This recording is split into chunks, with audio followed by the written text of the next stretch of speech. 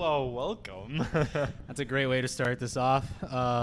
Anyways, greetings and salutations, everyone. It is one of your co-hosts, or one of your hosts, I should say, Damian Rocha Jr. And today, as you can see, unless you're just hearing to this, we have video now, and this is one of the this is one of the first videos that are going to be coming out because I now have as you can see, a camera that can capture multiple people. You will more often than not see the background change multiple times because we don't have money yet for a studio. Off, until we get a studio. That would be great. So. And I feel like I hope we don't do a lot of dumb stuff in there. The only thing I am willing to do with you, real quick, go ahead and introduce yourself for the people who might be new to this or might be like new listeners or, new people following up with this. You will know me as Robert Jones. He is the co-founder of the Queuing Up podcast. This whole thing started, 4 years ago now? Yeah, probably. It was just a talking podcast, really. And we didn't really have a direction for it. It was mainly just kind of like whenever something that came up that piqued our interest, we just kind of talked about it. Pretty much. And then, as you can tell, I've been kind of slow with the episodes. It's no one's fault but my own because, work, adulting. Rob's probably had a lot going on in his life. We're not getting into any details, but, I'm just happy that he's here with us now to help us. And he's actually going to be the one kind of describing what's going to be happening with the show. Don't be worried. We're still going to have a show. He's just the one who came up with a better plan than me, who's like, hey, press record and continue. To actually take it a bit more seriously, I guess, and take it into have an actual direction for it instead of just sitting down and talking. Yeah, so we have actually goals for it and stuff. So I think it'd be good for the podcast and Queuing Up and stuff. So the plan is we're gonna have Queuing Up as like a brand. Eventually, once this gets going a bit, see what the success is like. I mean, we'll be working day in and day out, and probably until we can. Well, I guess not that much, but we'll be grinding it off. We'll be taking it pretty seriously now, and because we've kind of sat and talked, and we talked about how we really want to make this a thing. And so once we reach to a point of success, we'll look into making it a brand. And then once it is a brand, then we'll have all these other subdivisions of the show and different segments and stuff like that. We'll be selling merchandise and stuff. So just treating it as an actual business instead of just kind of like a side project. Oh yeah. And so I think that as he said, we talked about it, and he's the one who really kind of like. The only way I can explain is he's the one who's kind of inspired me to get back on it because he's the one, like, if you haven't heard our voices before and if you haven't met us, we are dumb together. But if one of us is smart before the other one starts talking, then the other one is just dumb by default. And I always say he's smarter than me with like businesses, with money, with scheduling, stuff like that. Sure, everyone has their their problems with stuff. Like I've asked him many times, is this a good idea to do this? Is this a good way to spend my money? Is this a good way to invest in something? And he's the one who helps me out and helps me do stuff like that. So it's just like that coming from him is actually a lot of something that I can get behind because I know it's coming from a trusted source. Like I wouldn't trust a crackhead down the street being like, hey, if you did this, you're going to be rich in 2 years. No, shut up, Toothless Owl. Here's some gum. Chew on that. Oh, no promise in 2 years. I mean, if we keep up with a decent schedule, we'll see it pay off, I think. Yeah. Like Rob was saying, there will be different segments. And by segments, what we basically meaning is like you're going to get different corners of each show. So we have Queuing Up, which is going to be the brand, and then you're going to have subdivisions of that. So which is this is going to be the main thing. What you're seeing now is probably going to be like the Queuing Up podcast. It's going to be the main part of our brand is just going to be this podcast where it's just you and I just talking about any of the major things that pique our interest, stuff like comic book related, video game related, tabletop stuff related, whether it be trading card games or D&D or whatever, stuff like that. That's what the whole theme of the podcast is going to be. I don't really know what all that is like all that is as a genre, but I think it's just everything. Cause like you were saying, he came up with a good idea of having, let's say, cause we're really into Commander. So for some of you who don't know, Commander is a format that is from Magic the Gathering. It is a card game that is very fun. And essentially what we would do there is it would be all Commander stuff. So instead of having an episode like we used to do where it was just queuing up, it'd be like queuing up Commander or Commander Queuing Up. Like, it have a name within the name, so you know it's a branch of the Queuing Up brand. And I thought that'd be very interesting to do. It'd be very fun because then that would make it so it's more. I don't know how to. It'd be more not Organized. censored. There you go, organized. I don't know why I said censored. That's taking away stuff. My centered. There we go. I think I was thinking of the word centered. It's gonna have more of like a central idea as to these episodes where we can just bounce off and talk about nonsense for like an hour to 2 hours. And I think having that behind it's gonna do really well.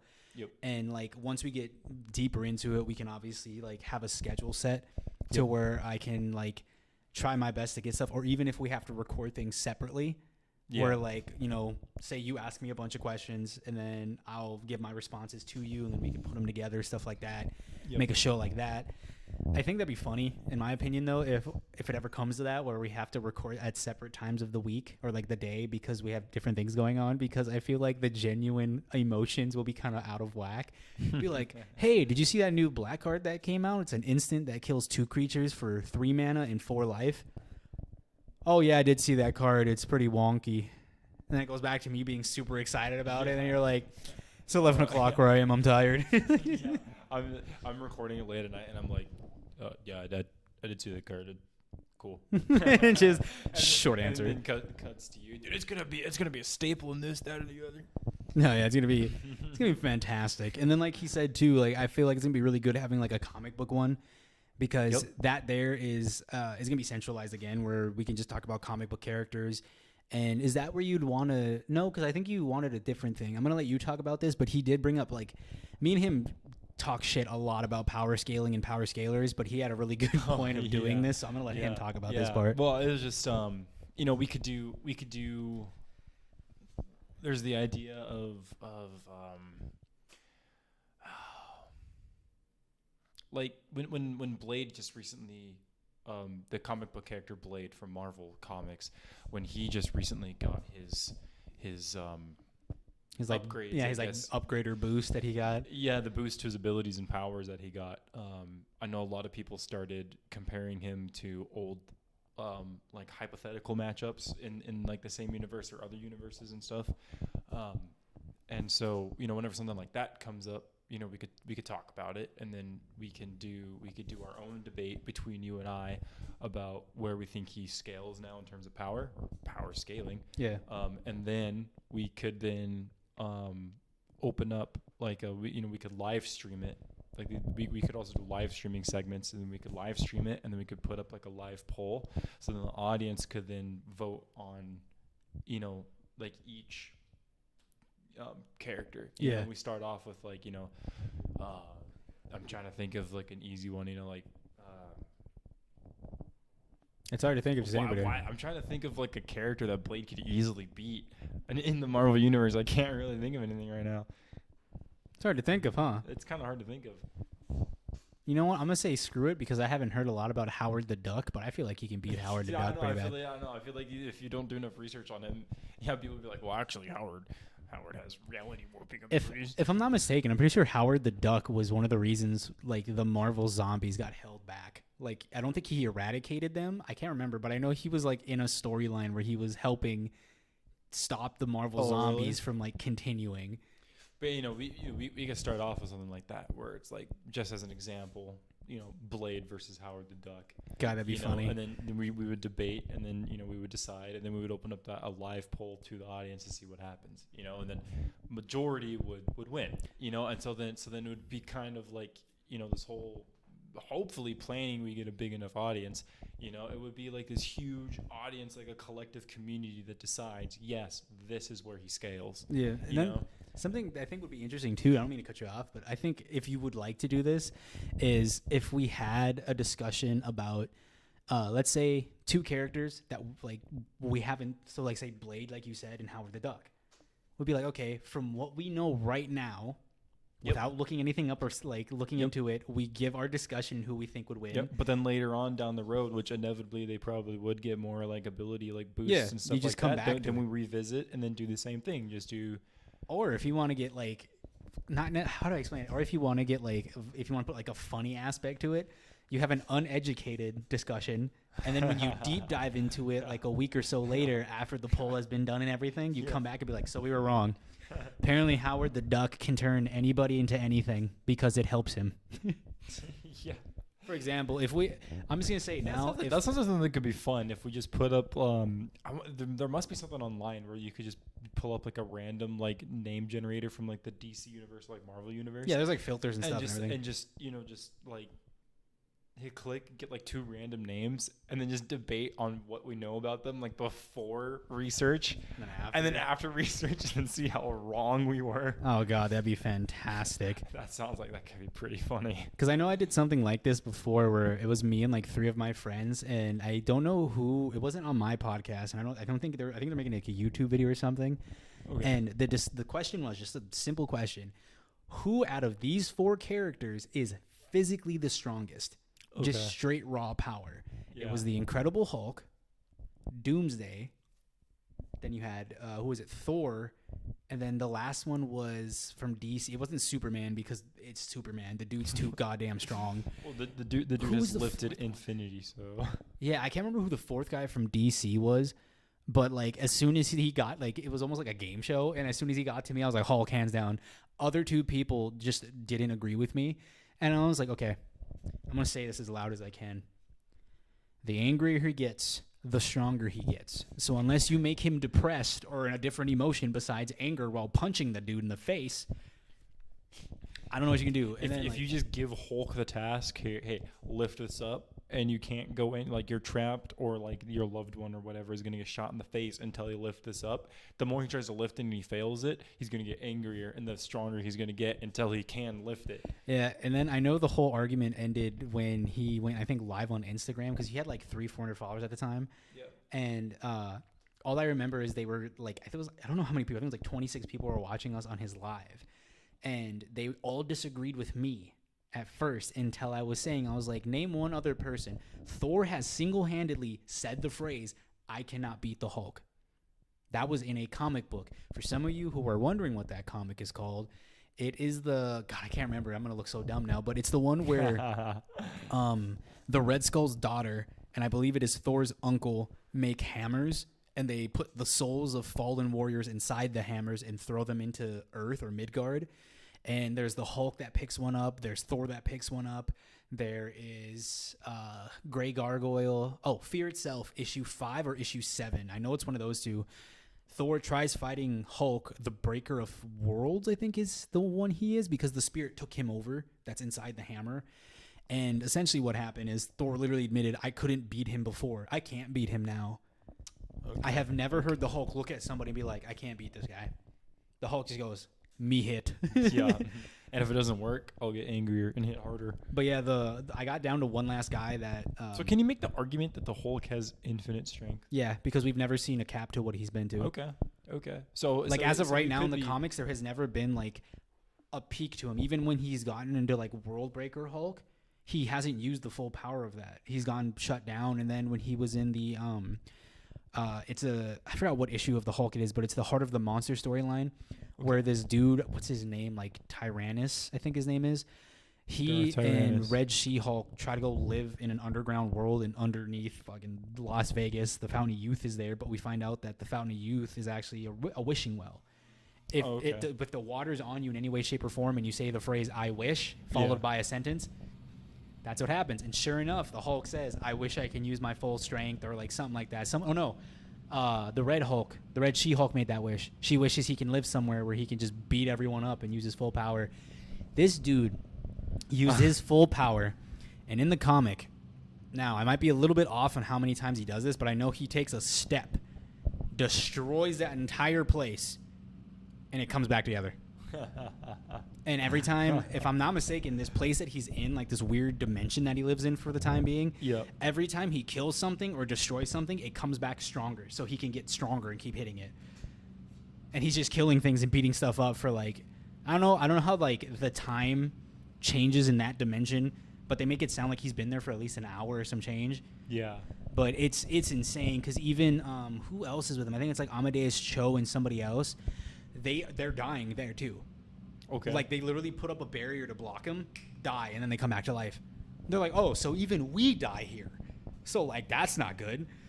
Because, oh yeah, sure, we get stronger, but that just means he's gonna hit us harder. But yeah, because like I finally got everyone to agree with me because the one guy my one friend that I was like arguing with the most was just, oh my god, he was guzzling on Doomsday. He can adapt. He can adapt. I was like, yeah. Here's the thing, Yeah, Doomsday Hulk- currently is in hell. He's dead. Yeah, but I mean, Hulk could technically adapt though too.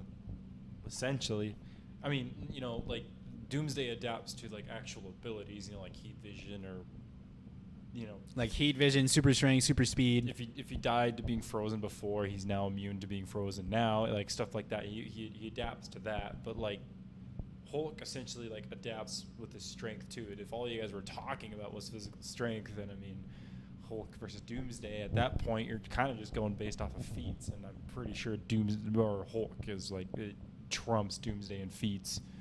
Yeah. Don't get me wrong, Doomsday is still a competitor. Like if it was like which character has done more, it'd be a good discussion. But like the Hulk literally has like, in my opinion, I cannot recall more than twice where a supervillain had to help take Doomsday down.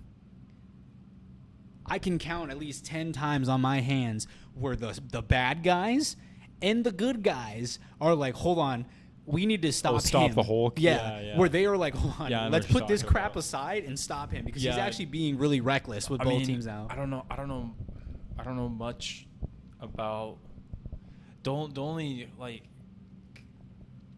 comic line or like storyline I should say of Doomsday that I know about is when he's like first introduced and he kills Superman. That's the only one that I know about. I really don't know about any future iterations. So I mean, we could be wrong. There could be some storyline where a hero or like heroes that maybe a villain helps, you know, but yeah. I guess technically depends on what the storyline is because there are some villains that are now anti-heroes, if not just full-fledged heroes now. Okay. So you can make the argument like, oh, this guy who used to be a bad guy is helping them. I'm like, well, yeah, he used to be a bad guy, but that's neither here nor there. Long story short, I won the debate, and the entire like one of my friends, she wasn't even part of the episode. She was in the background. Oh, really? And the thing that made me laugh is she gave me her point of view of what was going on. She's like, I went to the kitchen to get a beer. And now keep in mind, at this time we're like 21, I think. No, I'm 22 and she's 21. So all of us are like 23 to 21 years old. She goes into our friend's kitchen to get a beer. And she goes, as soon as I heard a certain phrase from you, that's how I knew you won the argument. So well, I want to know what the phrase was. I looked at, so the phrase I used was from World War Hulk when the Hulk comes back from Planet Scar after it was blown up from the Okay. ship that he had there, right? Okay. So Hulk's pissed off. He's like, I want to get the Illuminati and I want to show them what I felt. I Yeah. want to beat them up and just torture them, right? Yep. Well, for some of you who don't know, the X-Men are a team of mutants, people who are born with the X gene and are born with powers. They do not gain them from something. They do not get them through like mystical objects. No, they are mutants. A mutant is someone who's born with that specific gene and gets powers at birth. Well, there's a specific X-Men who has the ability, adaptability, just to adapt to anything. His name is Darwin. Oh, yeah. Now, for some of you who don't know, just the reason I'm bringing this up is because Darwin fought Hela, the goddess of death in Marvel and just Norse mythology. So you want to know what his power did to counteract Hela, the goddess of death? Take a wild guess. Made him immortal. Kind of. Made him a literal god of death. Oh, that's funny. It transformed his body. And let me get close to this camera. You want to know what happened when he got punched by the Hulk? His power told him to go somewhere else and teleported him. And that's when that's when I started laughing. And she's like, that's how I knew you won. Because after I said that, I clearly remember her cracking open a beer. Oh, yeah. And she's like, yeah, I laughed so hard that I'm like, God damn. And I started drinking. And that's when like a lot of people were fact checking me on. I was like, you can fact check that all you want. That is my favorite comic line. I've read it at least twice that I remember. I know twice for sure. Where I just remember they were like, oh yeah, Darwin can adapt. Boom! And he's like, where'd he go? Because as soon as he hit him, he flew in. I think he flew into a wall or he was getting hit and then just gone. And then when they find him and talk to him, they're like, what happened? Oh, my body said the best way to adapt to the Hulk is to be somewhere else. I'm like,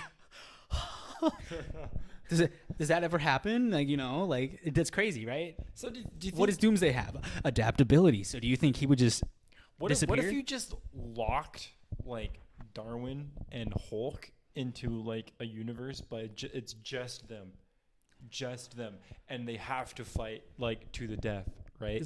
Obviously, Darwin is getting teleported, but here's my question, right? Because I'm assuming when Darwin got teleported, he got teleported to probably someplace on Earth still. I think, if I'm not mistaken, yeah, and then he just came back or someone got him. Because, like I said, it's been a while since I read it last, but I'm pretty sure he just ended. I think he might have just ended up somewhere else, and Doctor Strange is like, "What happened?" And he's like, "Yeah, my ability told me to go somewhere else, so I just kind of dipped, Just kind of went to the Sahara Desert. You know, Don't mind me, Don't mind me. I'm now on an oil rig in Saudi Arabia, but don't mind me. Why'd you run away? Did you not see how hard he hit me, dude? They're paying $300 per diem over here, brother. All right. But as you were saying, yeah. So, because obviously the Hulk would get more and more pissed off, that like he's just teleporting away and not really taking like hardly any damage. yeah. So it makes you wonder if the more the Hulk gets pissed off and the harder he hits Darwin, you think that the further away his body would teleport him from the Hulk? Like if the first hit starts him off, like, yeah, he's still on Earth. Second hit, he's like, oh, he's somewhere in the solar system. Third hit, he's like out of galaxy, I will say too, another point real quick on that. You can tell I still bring this up because I'm so happy about it. Hold that thought real quick. But another thing I brought up was the quote from Thanos himself. He does not like fighting the Hulk, not because he's scared of him, not because he doesn't want to run the fade with him. No, he honest to God believes it is a waste of his time to even start a fight with him, because if he can't knock him out within those first couple hits, he's like, God, now I gotta deal with this. Another thing too, real quick, just to show you how passionate I am about my favorite fictional character to ever be created in the universe. Ask anyone I know or love, they'll tell you the same thing. I love the Hulk. But another thing, Yep. the Ghost Rider, not Johnny Blaze, fucking Zarathos, the literal spirit of vengeance, looked him in the eyes and said, "Innocent," and drove away. And I believe it was Iron Man and Doctor Strange sitting there. Iron Man goes, "What does that mean?" Well, my friend, that means we're screwed. Yeah. Because the what they did is they're like, Ghost Rider is the strongest thing in existence. There's always the debate between him and Silver Surfer. Well, because Ghost Rider has that penance stare. Yep. Right, And he also, you can't hurt him unless you have like a holy weapon, and you can't kill him unless you're unless you are God. So Hulk doesn't have a holy weapon. No. The penance stare, the way that works, if you're in any way, shape, or form guilty, you're immediately sent to hell. Right? They have changed it to a point too.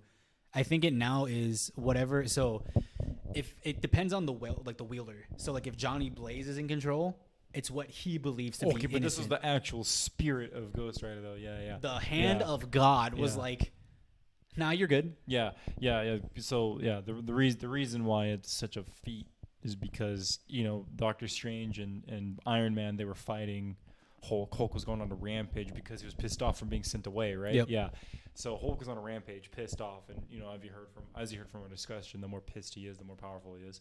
And so Iron Man and Doctor Strange were trying to stop him, and so they're one of their last resorts. I'm assuming that they have to go as far as getting the actual spirit of Ghost Rider. One of their last resorts is they have to bring in Ghost Rider to do the penance stare on him to hopefully give him a guilty verdict, because Hulk going on a rampage, of course he's guilty from just blind rage, so they're hoping, just do the penance stare, he'll be taken care of, no problem. Well, here he comes, the actual spirit of Ghost Rider does a penance stare on him, labels him innocent, and drives off. And so now Iron Man and Doctor Strange are faced with the pissed off Hulk with no other plan. Oh yeah, and the thing too is like I'm gonna keep. You know how long I could talk about this character. I fucking love him. But in that same story, he forced Doctor Doom to have a demon take over his body and made him lose the will to fight. Because during their battle, he basically is throwing the Hulk around, beating him up because this demon is really strong, right? Okay. But when he starts taking apart this building rubble, he notices the Hulk hunched over, and he's like, "Oh, I could beat him. Like I can finish him, right?" But then you see the Hulk get up. He's protecting innocent people. And he looks at him and goes, "You call me a monster. Who do you think they're scared of?" And they are backed up behind the Hulk.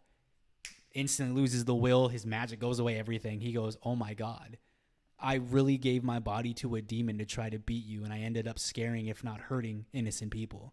Oh, Doctor Doom did. Oh, Doctor Strange. Doctor Strange. Oh, I might have said Doctor Doom. My bad. Doctor Strange did that. Doctor Doom would just be like, "Hey, stop." Yeah, Doctor Doom would find some way to There just was- be like, no more gamma radiation. One of my favorite interactions. I can't remember if this was Marvel's Ultimate. Was it Avengers Assemble cartoon or if it was in a game? I just remember there was supposed to be like this big battle scene where if you have like it's the Hulk and Doctor Doom. That's all I remember. Like it looks like there's gonna be a big battle. Yep. And all I remember is that like I think Doctor Doom just said, "I'm sorry," and he leaves. Like Doctor Doom or not Doctor Doom, Hulk leaves, and they're like, "What? That works?" Well, have you ever known me to piss off the Hulk? And I'm like, he's got a point. Like I've seen him like I think I've only seen him in one comic where he's fighting against the Hulk, but that's because the Hulk was crazed. Like someone took over the Hulk. But like from my memory, Doctor Doom has never gone out of his way to piss the Hulk off. The Hulk is just out here just destroying continents at the time, and then all they had to do was just say, "I'm sorry." Did I hurt your feelings? If I did, I apologize greatly. Here's Can a you- cracker. Here's a pizza. But yeah, it's like, see, this is what the queuing up part of the branch would be, is us getting off topic. But I feel like, you'll notice that this is a norm for us. We'll get off topic. But as you were saying with Darwin getting hit, if like the harder he got hit, the more he would go away. Yeah. Because a lot of people, like, I bring that point up, but you gotta, like, the thing I should tell you is when he turned into the god of hell or the god of death, that was after World War Hulk. So now his powers seem to be more consistent with what's going on. So a lot of people are like, well, that's just storytelling. Like that whole sequence was for storytelling. I'm like, well, yeah, it's storytelling to show you how fucking hard Darwin got hit. Yeah. To the point where like now, if they were to fight, I personally think that like, because Darwin's. Do you think it deserves a rematch now after Darwin's transformation? Yes, because Darwin's like because mutants. The thing we see in mutants is throughout the years, their mutation gets either worse or like better, or depending on. Yeah. Like if I'm not mistaken, currently the Beast, he's basically an evil scientist dickhead. Like he's a piece of shit. Oh, really? Yeah, like he went from this sweet, loving man to just a piece of shit. Huh. Because if I'm not mistaken, I think he's experimenting on other mutants. Ooh. Because they can resurrect. They have something called like the 5. Those 5 mutants have the ability when they come together to resurrect any mutant. So Hank is they're like, it doesn't matter if they die, you can just resurrect them. That doesn't mean you butchered them. Yeah. So he must have just been doing just now that he has the ability. So now that life isn't. Yeah, because I'm assuming now because now that he knows be- that be- like because killing he's- somebody wouldn't harm them, you can just bring them back. Yeah, he's become a lot more like stoic, I guess you can say. Not stoic. I don't think but, stoic. I like- think he'd be more like hard-hearted, I guess you could say. I think he's become more battle hardened, where he's like more like he just doesn't care because he Or knows. Like, he's just witnessed death so much, and he knows that like death doesn't like life isn't as precious to him anymore. yeah, You know what I'm saying? Because, yeah, he as like a scientist, somebody who, he's like devoted his whole life to just, I'm assuming, like gathering all these facts and data and all Yeah. that stuff. Like the one thing that he couldn't, the one limitation he had was, death. Making sure that like people don't die. But now that he has the power to be able to resurrect, that limitation isn't there anymore. So he's just become a lot more cold-hearted. Yeah. I guess you could say that makes sense. That's kind Yeah. of cool. I kind of Yeah. like that. So like there's another mutant. I don't know if you're aware of her. I keep forgetting her name. I feel like it starts with like an S. Want to know what her mutant ability is? What's that? She always wins. Is it Squirrel Girl? No, Squirrel Oh. Girl's ability is stupid. I forgot what it's called, but essentially if you move comic panels, she just wins. Yeah. Yeah. She the funny thing I think is that I'm surprised you don't absolutely hate Squirrel Girl, because I know you hate off-screen development. Yeah, I do. Well, but I mean, but Squirrel Girl's a gag character, right? Yeah, if I'm not mistaken. Yeah. So I mean, like in that sense, it's fine. It's whatever. But yeah, if you're telling a genuine story and like all of your characters have like off-screen development, screw off. I hate you. I hate your whole form of media. I know the one thing that a lot of people debate now is something I never knew is, Invisible Woman? Yeah. Apparently her power is the power cosmic. It's not what we thought it was. Power Cosmic. Oh, Silver Surfer? Yeah. Because Got apparently it. what the power cosmic is like in simple terms is the power of imagination. Interesting. So she uses the power of imagination to turn things invisible. Yeah, And so create I force gotta fields. so Interesting. I gotta look it up, but I follow this guy on TikTok, and he's the one who brought it up, and he told me what comic to read and stuff like that. So I want to read into it Yeah. because, from my understanding, yes, she has the power cosmic. The reason why, from my understanding, is the reason why she originally went invisible was because she felt like anxiety. So she's like, oh, I want to be invisible. I don't want people to look at me. Oh, okay. Now she's invisible. Yeah. And so she thought, oh, that's my power. So I can make people invisible. I can put like an invisible force field around your head and suffocate you. And I'm like, because there's this debate that I joined in TikTok of who would win, Ghost Rider or Silver Surfer. Because if your power is imagination, what's stopping me from going, oh, this rock that I just made appear out of nowhere can kill the Ghost Rider? Well, the Ghost Rider says you can't kill me unless you're God. So how does that work? Because literally, Imagine your god. the power cosmic, because this guy brought up a bunch of examples of how it's explained in comics. Yeah. They asked Silver Surfer, how did you come back to life? Oh, the power cosmic. Okay, like basically the way he explained it is when you hear, I think it's Norinrad is his name? Silver Surfer. They go, whenever you hear Silver Surfer say the phrase, because it's the power cosmic or because the power cosmic, that's like Batman going, because I'm Batman. Like, it's just basically saying, because I can. Because the power cosmic. Yeah, and it's like, that's what I thought was cool. Is like, there's so much stuff in comics that's happening that's making me like want to read it. That's why I'm telling you, if you ever want to, for what, $15 to $20 a month, you get Marvel and DC Unlimited, and you get to look at comic books and just read your favorite characters. I'm telling you, you should get it in your free time. It's fun. Yeah, especially if this is gonna be something that we're gonna be doing on like a normal basis. Because you can also use it on the computer. I will say it's a lot better on like a tablet. So if you ever want to get yourself an iPad, that's what I did because I like reading like. So I'll definitely need to be doing like research and stuff too. Yeah, because it'd be really good. I think that'd be something that'd be cool too. Like if we went on the comic version of the branch, and we did something where we just pick a random Marvel character. Boom, gotcha. Pick a random Marvel character. Boom, we got to read that up on that character.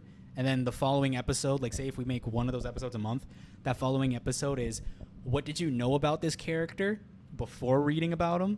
And what did you learn about this character after reading about him? Yeah, and then what's their greatest feat that like surprised you or whatever? I think that'd be so fun. It's like, once again, Howard the Duck. He's immune to death. He can die. He's just immune to death. He has reality warping powers. Yep. Every time he quacks, a universe is dead. He puts Wanda Maximoff to shame. Did you know that he's a master of quack fu? That's not even a joke. That is something he is good at. He's a master at quack fu. Is that like a martial arts that he himself created, or is that something that like? I think that's something that comes from his universe. That's like actually like an actual like really good thing. Okay. But yeah, like once again, we got off topic about a bunch of stuff. Yeah, because we were just originally talking about the brand and stuff, and then we just kicked off on comics. We were talking about the power scaling segment of the brand for our brand queuing up, and then you went into your debate with the Hulk and stuff. And I just went from there. I just went from there. We're how many minutes in? And yeah. How many minutes are we into this? About half an hour. That's good. Yeah, how long of a tangent has that been? Probably like 25 minutes. Yeah, probably. Hey, that's a good thing of like the comic talk. Like if we wanted to get more deeper into it, we get deeper into it, right? Like that discussion we had about if the Hulk and Darwin were put into a room, how far would they go before Darwin's just immune? If you want to switch up gears and talk about video games, I can do that pretty easily. Like give you guys a glimpse of what we would talk about. For some of you who do not know, my favorite game of all time is Pokemon, the main series of Pokemon. Excuse me. Don't get me wrong. Pokemon Mystery Dungeon looks amazing. Pokemon Ranger was fun when I played it, but I've always loved the RPG aspect of beating gym battles, going to the Elite Four, competitive battling. For some of you who don't know, I have collected every single game from the main continuity for the DS. Yep. So from second generation all the way up to, the 7th? Yeah, because they're up to 9. So up to Sun and Moon, Ultra Sun, Ultra Moon. I recently made the decision to sell all of them for 2 reasons. 1, I am a collector in the aspect of I like using the things that I collect. I felt bad that these games were being left on a shelf and haven't been touched for years. They're collecting dust. So I decided to give them up and trade them in. And I got a PlayStation 5 bundle with God of War Ragnarok, 3 controllers, a charging... I got a lot of stuff for them. And what I thought was funny is I actually found out that one of them was bootleg. And the one that was bootleg... Which one was it, by the way? You didn't tell Heart me which one Gold. was. Oh, That's the okay. remake of Gen 2. That's the one that has Ho Okay. Lugia in it. So you Got get it. Raikou, Suicune, Entei instead Yeah, of yeah. the birds. And what I thought was crazy, the reason I bring this up is because I haven't had a PlayStation in about 3 to 4 years. I felt like such an old man turning that PS5 on, going, hold on. Wait, how do I do this? What? The only thing I didn't like about it when I started it up is it started off in the middle of the options on the main home screen instead of starting either all the way to the left or to the right. So I'm like, there's no game, there's no PlayStation Store. It wouldn't I didn't know I could go left. I just thought it started on Discover and you go right and then go back. I physically Oh. had to hit left for it to pop up onto the screen Yep. and go, hey, you Yep. have these other options. I was like, Yep. that's annoying. But yeah, I will say God of War has been a very fun experience so far. The thing I love about it is this YouTuber I watch, he actually said he likes the game because the controller vibrates at different frequencies to tell you how hard you hit somebody or how hard you get hit. That's pretty cool. Oh, I got hit by low level people, and when I got into that first battle, like that first boss fight, it's a cinematic, mind you. He uppercuts me through the house, and my controller was so violent. It just went burn. I was like, Jesus God. Like the game kind of warmed you up to because I know exactly that scene that you're talking about. I Yep. forget his name. Baldur. Yeah, that's right. Yeah, Baldur. Yeah. Baldur's. Yeah, I love the way he's introduced though, because he just sounds like a normal drunkard. Yeah, he just And looks he's like, like- just looks like a normal crackhead. Just Yeah, like he coming up- punches just coming up on his Kratos. just coming up on his property, and Kratos like, dude, just get out, like, just don't bother me, just get out of here. And then like he's just like hunched over and he just Yeah. uppercuts him and sends him through the roof. Yeah, I remember that was a big thing because I remember seeing a bunch of like reaction videos. Yeah, like, I know when the my- game first came out. There was my a bunch dad- of reaction videos that came out like all these streamers' reactions of Baldur punching Kratos, and I was like, okay, I gotta watch it. And I was like, oh, that must have been something. I know with have me. no idea about God of War lore, but I was gonna say, I know with me, my dad actually knew that was Baldur before we got to figure out who he was. Really? Because my dad is the person who got me into mythology. My dad is the one, well, not mythology, but he's the one who got me into God of how do you know War. that it was like all the tattoos?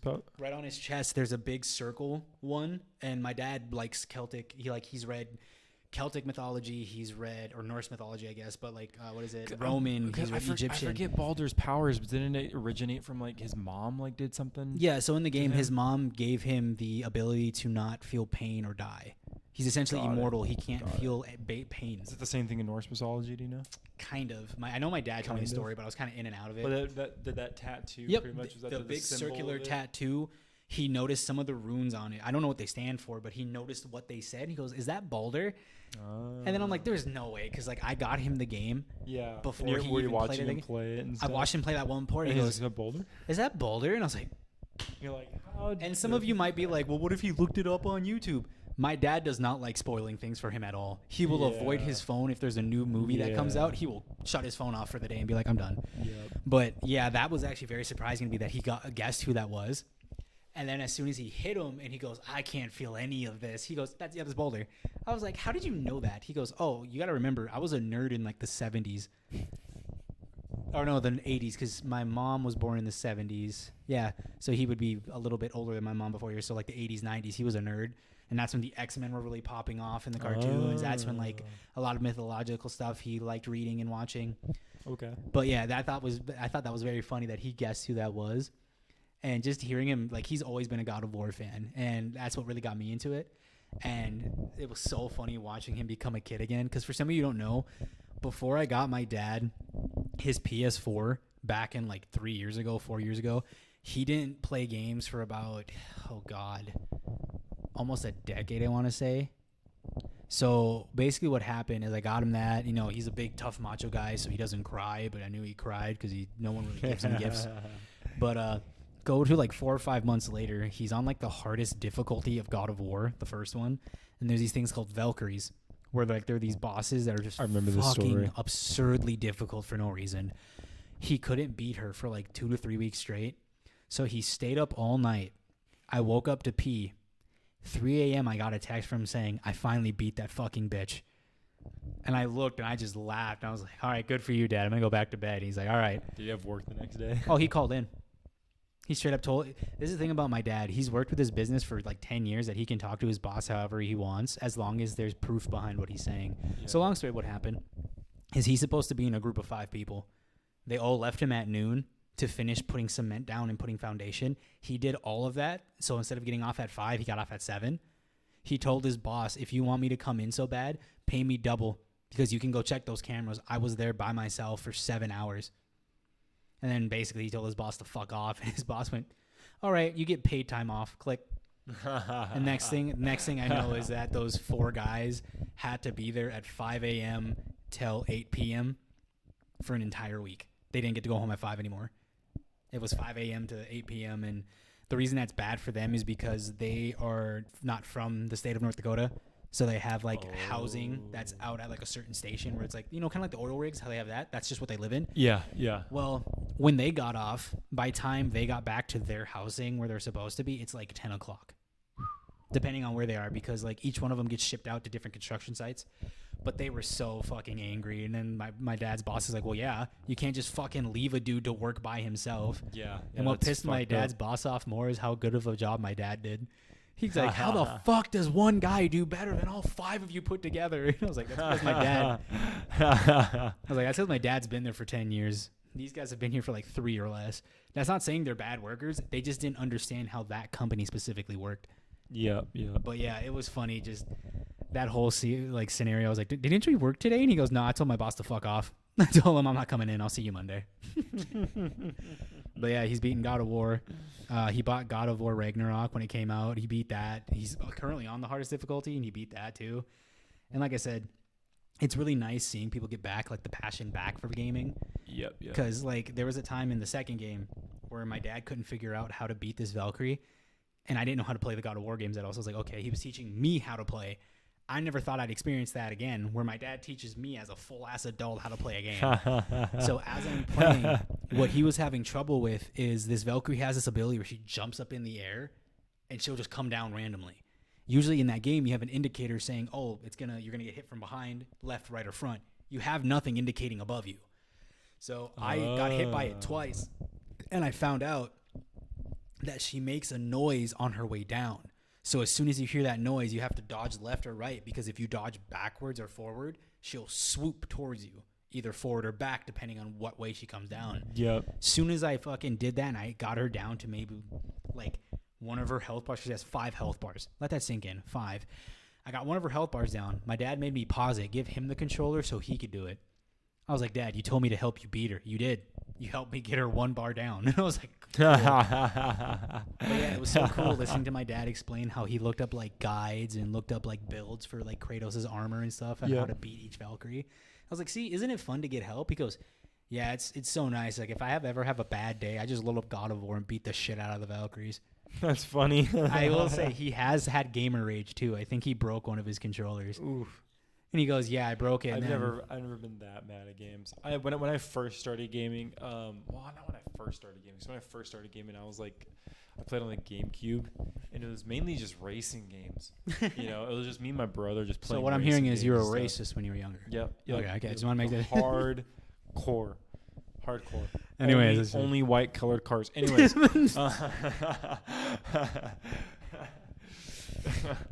No, so it was mainly racing, like ATV, Need for Speed, Hot Wheels. Need for Speed that's a game I wish was better nowadays. Have you played? There's a racing game called Split Second. Have you heard of that one? I've heard of it. I've never played it. I cannot lie. That one was pretty fun. Have you ever, real quick? I'm not going to take the spotlight, but have you ever heard of a game called Burnout? No. Basically, it's a game where you try to cause as much destruction as you can. Huh. It's such a fun game to play.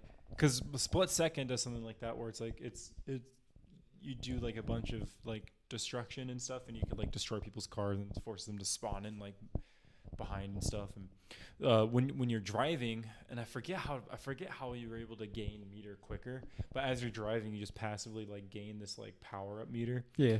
And I forget if there was like pickups, or if you pass somebody, or if you do like drifts or like flips or something. I think you got more meter or something. Yeah.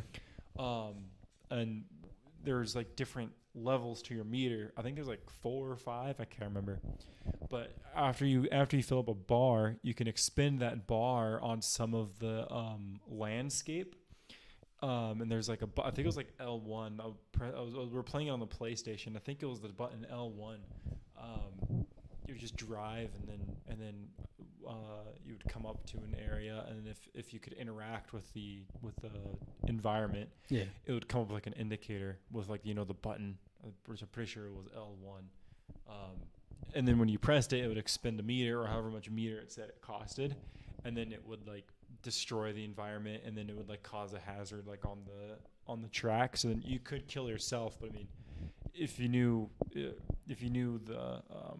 the trap, you could avoid it. But you try to catch other drivers off guard and try to like destroy them, get them off, have them respawn behind you so you overtake them. Well, in that game, there were some maps, not every map, but there were some maps where if you got your bar all the way full, which was like 4 or 5, I can't remember how much it was. I think it was 5. If you got it all the way up, all the way full, there were some maps where you could expend all of it, right? And what it did is it changed the course. It would literally cause environmental destruction so bad, it would change the whole race course. So you're telling me you get like reality warping as an Dude, ability? it was it was just like there was one that like took place like near like a shipyard, and you could expend all of it to like destroy like a ship or like cause a ship to like, I'm pretty sure it was like an aircraft carrier or something. Yeah. Like you just caused like all these explosions, and like the ship like caused like too much damage like on the track, so then you had to then start driving into the ship to then get around that part of the track. Yeah. It's like it changed the track. It was super cool. There was one that took place on an airport, and you could expend all 4 of them to cause an airplane to come and crash, and then you couldn't go like the normal way. You had to go through like all the wreckage like a different way. It was so cool. It was so much fun. Split Second was fun. But yeah, I grew up on stuff like that. But then when I got into like my first like actual multiplayer game, which was, I can't remember if it was the Transformers game that me and my brother got into when we were young, or if it was Modern Warfare 3. I forget which one it was. I know for me it was Need for Speed, I believe. Need for Speed 2 or Yeah, we SmackDown didn't play versus Raw, the We first didn't play any one. of our racing games online. I wasn't even online for me. I meant multiplayer like with another person. Okay. Because I was kind of a kid who was like playing by himself a lot. Yeah. Because it like helps me figure things out. And like I Yeah. play with my friends and stuff, but like, come on, let's be honest. Everyone screen peeked at one point. Like, I've never met an honest to God person who's never screen peeked. Yeah, I at a never screen. did that. I never did that. I'm an honest person. Never. Oh, I've done it so bad too. Like I won't even hide it sometimes. Like when I was like a teenager and I was playing Call of Duty, I suck at Call of Duty. I will screen cheat against my friends every chance. I will sit here like this, looking at his screen and just going back like this before he sees me doing that and going, "Stop cheating!" Nope, I'm gonna do it every time. I won't lie. Every time. I don't care. But yeah, I can see what you like. As you were saying, you can't remember if it was that. I can't remember if it was, I'm pretty sure it was actually Modern Warfare 3. It was the first online game that we got into. And then when we got into online games, that was when we found the Transformers game and got really hooked on that. But yeah, so Modern Warfare 3 was the first one. And I can't even when remember. I first started doing online games, like we would have some gamer rage, but it was never bad to the point where we broke anything. But I quickly learned that like getting mad at games is very embarrassing. Like just like I would just imagine like if somebody was like in the room like recording me, or like some outside person was like watching me, and then like I'd just get mad at like a game. Like to me it just seemed. I quickly realized that it just was so pointless. Like if they killed you, they're just better than you. Suck it up, get better yourself. Like it's just there's no point to getting mad at it. Like it's the game. So it's just I've been like ever since I've come to that realization, I've never really gotten mad at games. The only time that I'd really get mad is if it's something like out of my control, like if like the network, Lagging like the or- network issues like lagging, or if somebody's like cheating and stuff like that. But I mean, I wouldn't even like yell or anything either. It was just like if somebody's cheating, just be like, oh cool, you're a dick, and just like move on with my day. See, Leave the game, move on with my day. if you guys remember what I said at the beginning of the episode, he's smarter than me because I still get mad at games, but I don't break anything. I have never No, broken yeah. anything of mine through rage. That's stupid. The only time I have ever thrown something of mine, it was a PS2 controller. Before the PS3 Dang, came actually out. got so mad he threw something. What? I don't know what game I I was never did playing. that. You guys got to remember, I was poor. I was a poor child. And yes, I had a PS2, but I didn't have a bed. Let that sink in. So I had an air mattress. And what I did was I got so mad at this game, I grabbed it, like the controller by the cord, and I whipped it, trying to hit it at the ground. Well, it bounced off the air mattress and smacked me square in the eye to the point where it smacked my glasses into me, knocked me over. And you're like, never again. Oh yeah, I cried. I won't lie. Like I didn't cry like ooh. I cried like fucking. Ugh. Yeah. Oh, that was dumb. And of course, my mom goes, "What was that?" And I lied 100%. And I knew she knew I was. I'm bad at lying. She knew I threw something because you can clearly hear me going, "Nothing." Oh, okay, the controller still works. Like I'm so bad at lying to the point. Like for example, here's another story that I probably told 300 times on this podcast. Me and my cousin were the ages of like 9 and 10. No, I think he was 7. I was 10 because he's like 3 years younger than me. Me and him got into a fight. I threw him through my grandmother's screen. Or no, he threw me through my grandmother's screen door, and I got mad about that. So I picked up one of her deck chairs, which is like a green plastic chair, and I timed when he was running towards me. WWE style. Yep. Broke it over the front of him. He got scraped up and scratched because it's plastic breaking his skin. Yeah. And as soon as my aunt and my mom came out and were like yelling and, you know, getting mad at us. And keep in mind, they don't normally yell at my grandmother's house because my grandmother's usually, it's her house. My grandma's like, no yelling, okay? Yep. So they're at my mom and aunt are like, so you're telling me you didn't break a chair over him? And I'm sitting there holding the 2 fucking legs of the chair in my hands going, With the other half of the chair on the ground. I don't know what happened. He just ran and it just so happened to hit him. And I'm sitting there just going. I was just trying to bring it inside, dog. Yeah, like You're- there. This I got cu- grounded. This cushion furniture not good enough. Nope, I need this plastic chair. Oh yeah, inside. I got grounded, but so did my cousin, because my aunt and mom knew that like we fought each other as we were young kids, like we beat each other up, but there's always something that starts it. So they asked, "All right, who started it?" And we were arguing, and then they noticed my grandmother's screen door is busted, and it's not busted, but it's like open. It's supposed to be closed, and we pushed it open, so it's like open wide, and they're like, "Who got thrown through the door?" And me being the little piece of shit I am, I'm like, well, I hit him with the chair, so that means he had to have come out the door. And if you put 2 and 2 together, how did I get outside but the door is wide open, you know? And that's how I told on myself, because I'm like, oh, I can get him in trouble if I tell him what happened. Well, yes, you did. I did get my cousin in trouble, but I also admitted that I lied to them and said, yeah, when I hit him with the chair, he was inside the house. Yep, told on yourself. Yep. So, and yeah, that was you terrible lying. People, but people tend to do that. If you just let them talk enough, they'll tell on themselves all the time. yeah, I'm so bad at lying. Like I smile too much. I giggle. I can't look you in the eyes if I lie. Like if I were to look at you right now and you're like, how's my hair look? Well, you know, it looks pretty good. You know, these walls are white, lights on, so you know it works. You know, like. Plug something into an electrical outlet, it'll work, hopefully, you know. But yeah, like that's just a story that I like telling, because going with you is like I can't lie about never getting mad about a game.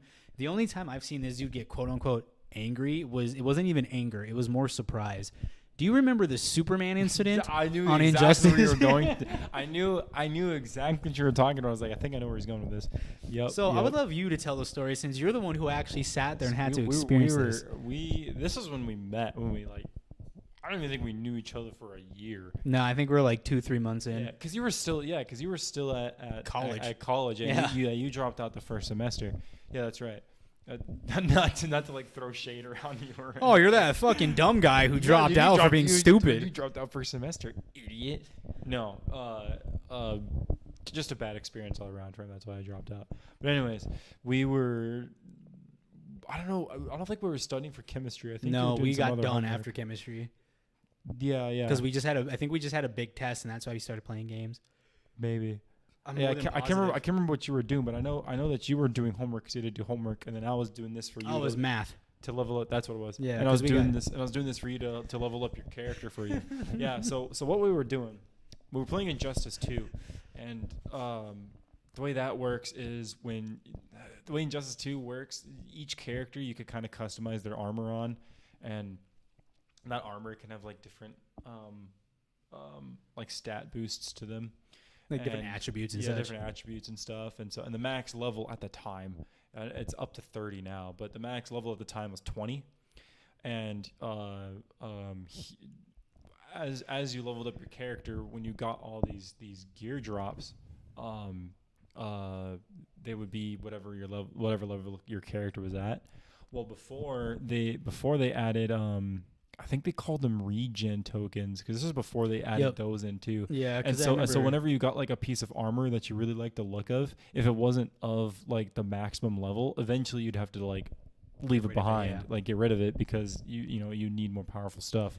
And so I was gonna say real quick, that's a thing that happened in college, by the way. They released it when I was still going to college. The So if in regen that tokens? first semester, you're the one who explained what that was to me, because I don't know if you remember the Oh, yeah, I helmet do remember of the that. Flash I have, where he just has Yep. like a line for his Yeah. eyes. It's just like a black like Yeah. circular thing. Yep. You're like, oh yeah, there's this new thing called regen tokens, and me being new to that, I'm like, I don't know what that means. Yeah. And you're like, let me show you. And it's basically what he explained. He took my, like, basically, like, not necessarily basic or common. It was like an uncommon helmet. And he showed me how I can make it better with using regen tokens. Yeah. And by Well, or God. you just bring it up to your current character's level. Oh, yeah. Yeah, but before they didn't have that. Before it was just once you got the armor, it stayed at that level, and eventually you have to get rid of it. So if you liked the look of it, you'd have to get rid of it because Yeah. you would need more powerful stuff. Well, so there was a way around that, which was you could go into a private match with just like a computer, like AI opponent. Yep. And you could just set it on like the easiest difficulty there is, and then just beat it up real quick, and then level up your character that way. It took forever, but you could do it that way. So, and the reason why I chose Superman was because when you're at the character select screen, player 1 starts off on Batman, player 2 starts off on Superman. And since you're player 1 going against an AI, you go and choose your character, and then it would immediately go to player 2, who you want to choose for player 2, and the first character is Superman. Yeah. So you just press select real quick, and it just pulls up as Superman. So went and chose the Flash because that's the character you wanted to level up as the Flash, and then clicked on Superman, and I was just grinding that out for hours and hours while you were doing your math homework right next to me in my dorm room. And so and so there was one match we did it. I don't know how many times I've done it, but it just it was just pretty much just been run of the mill. Just do this move into this move, same move into this move, same move into the same move, just back and forth. Beat him, got the experience. Did it again. Went back in, rinse and repeat. Did that. Don't know how many times. Then there was one time. This level one AI. Keep in mind, what was the hardest level? Wasn't it 10? Something like that. Yeah, I like can't 10 is remember the which one. hardest. And what we mean by that is this AI knows how you fight with each character. Or maybe I'm Because- thinking of Smash Bros. Difficulty. I can't remember. What I'm the pretty sure it difficulty was they put it 10. on. I'm more than positive it was 10. Maybe Either it was 1 way, through 10. I can't remember what. long it story was. short, the hardest difficulty in this game, this AI knows what you do, because if you constantly keep beating it on the highest level, it will start learning how you play, and you have to Yeah. change how you play. We were on the Essentially. easiest, where they're just supposed to sit there and do nothing. For the most part, they'll swing some punches your way. Well, in this case, In this case, they swung a lot. Yeah, so I was just trying to do my thing, and I did the move that I normally do, which is it's a very hard hitting move. So if you were to miss the frames after you actually do the move, it lasts a long time. yeah, Or in other words, end lag. So I did the move and I missed him, and I was like, oh, whatever, I'll just do it again, But as I was in my end lag, the easiest difficulty computer decides to do a string of punches on me that pops me up, and I was like, wow, okay. Well, when I land, I'll just do it again. He did the same string again, and I was like, what is happening here? And then he did the same string a third time. I was like, okay, that's like a basic bread and butter combo for Superman. Like, all right, go off. And then he popped his super and hit me with his super in the middle of that combo. And so so at this point I got so mad because it was just wasting so much time. Like at this point the match should be over. I should have already beat him. But no, now I'm sitting here having to watch this stupid cutscene for his super, and I'm all pissed off that I'm wasting all this time having to watch him essentially beat the shit out of you. Essentially beat the shit out of me. And so I'm pissed off, and I'm watching this stupid cutscene that should have never happened, and I'm like, Superman, "What the fuck are you doing?" Like he said it so loud. So And it was from out of nowhere too, because you were just doing math homework, and I was just sitting here just mindlessly just going through, just leveling up this character. Then all of a sudden I'm like, "Superman, what the fuck are you doing?" and to give you guys insight about what would make this whole scene funnier is his chair kind of squeaked because we were heavier people back in college. So Oh, like and those chairs were pieces of shit. yeah, too. so like all you heard was him go. This is how you knew I turned around to hear him, because after you heard him go, "Superman, what the fuck are you doing?" You just hear. Because I was like, "What's the fuck?" Because you gotta keep in mind, when I first met him, he What did not happened? swear that much. It's not that he No, yeah. didn't like it; he just didn't do it. So for Yeah. him to swear and not just be like, "Ah, shucks," or "damn it," to just straight up say "fuck," I was like, "What the hell is he pissed about, dude?" This dude's smart and in college, and he's I was burnt out from the grind of leveling up your character, and then now I'm sitting here having to watch this stupid cutscene. I will say the one that I think is either better than that story or second best is when you helped me get the level 20 like epic pieces for the Flash. Now, for some of you who don't know how this works, every now and then you'll get these planets that will pop up in like the challenge mode or whatever, where you go to them and Is they're it the special. epic or is it the legendary? I can't remember.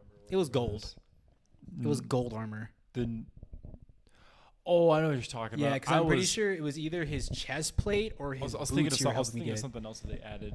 I'm which pretty sure- came way after. Yeah, I'm pretty sure it was like the boots, because I think you pointed out that the boots make. So you remember that stance the Flash does, where he goes like that and takes a runner stance. Because each character they have helmet, chest piece, arms, legs, Yeah. and then they have a special gadget. Like Batman, it's his utility belt. Robin, it's his sword. Was it the Flash's boots or was it his? The Flash, it was a little. That's what you were helping me grab. Little things on his head. Yeah, that's what you're helping me grab. grab. Called about, but Yeah. like the ornaments, I guess you could say that like. Yeah, like his earpieces. Where he normally has like those lightning bolts that come Yeah. off. Yeah. Because I remember you helping me with that. So the reason I bring this up, so Rob, I think this is like one of the first times Rob got to experience how I normally talk, not like trying to sugarcoat it with new people. This is when I like me and him were comfortable just talking shit and just talking in general. But we were on this for I don't know how long. Because you remember how like Gorilla Grodd would just beat the shit out of us every time. Like we would get all the way up through those challenges and we kept losing at Gorilla Grodd. Yeah, because Gorilla Grodd was the final boss in that. And there was challenge, something stupid about him, because like you know how some of those boss fights they have, like for example, one of the hardest ones I've ever fucking done in my life was Bane had unlimited venom. Oh, He was yeah. level 3 venom for my the entire God, fight. dude. And so, dude, and some of the most annoying stuff too was The thing I so- hate, real quick, the some of thing yeah. I hated about it, he was the same level as you. So even if you went and leveled up, he would be the same level as you. Yep. I lost about 33 times, I think is what the game told me. He goes, "Oh, you won once, but we're going to take points away because you lost 33 times." Now calculating that ratio, the points that you earned, 0.1%. Yeah, pretty much. But going back to that story, what were you going to say real quick before I got Oh, I back? was gonna say, I remember those final bosses too. Some of the really annoying things was like there'd be modifiers for the match too. Like there'd be like these like environment hazards or whatever. But one of the modifiers that I really hated was they had a whole life bar that you had to get rid of that gave them armor. Oh my god. And what the armor was if you hit them with the move, even if it was with the move that should have knocked them down, they'd just tank it and they could still like, even if you hit them in the middle of them throwing a punch, if you hit them with the move that's hard enough with them enough to like knock them down normally, they would just eat that move and then just go through with that punch anyways. And normally when characters have like an armor move like that, it takes away their health. But no, they added a whole separate health bar that you had to get rid of first before they got rid of the hyper armor stuff, and that was terrible. I hated that, and I'm pretty sure that Bane had that. Yeah. That's why it was so hard. Probably. And Yeah. then the fact that they gave him unlimited venom. Yeah, but the thing that makes it so hard for Bane though too is Bane has a whole kit around his Venom, which when his Venom is activated, all of his special moves have hyper armor. So if you give a dude whose kit revolves around hyper armor a whole health bar full of hyper armor, can you guess how annoying that is? Very. It's like punching the air and expecting it to stop blowing. It's not. You're not really doing much. But yeah, going back to the Gorilla Grodd story, the reason I bring this up is because he gets to experience the weird shit that I say. For example, Gorilla Grodd was beating our ass for maybe 3 to 4 hours straight, to the point where it was your turn. And he does this move. I think it's just his normal throw, unless he has a command grab. I don't think he does. I think it's just a normal throw he did, where he picks you up and then he like beats on your back with his fists. Yep. And I'm like, wow, he's really shitting in our mouths. And you're like, why is he shitting in our mouths? I remember that. He was so taken aback by what I said. I was like, why specifically our mouth?